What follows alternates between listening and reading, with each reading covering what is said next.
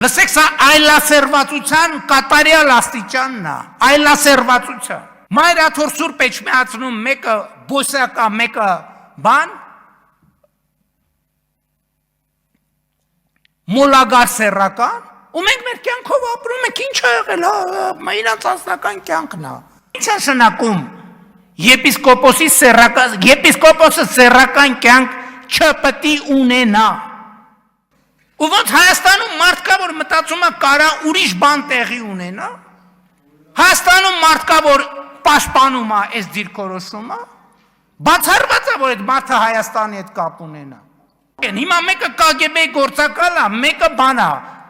քահանաների հետևից հանգնում ձեռներա գցում, լռություն կատարյալ։ Կաթողիկոս կոչվածը Գարեգինը աղջիկ ունի, թե չունի։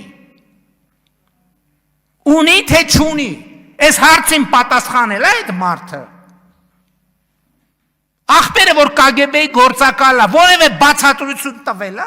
ու մարդիկ սովորական բան են անում, հա, տենց ապրում են իրանց համար, հա։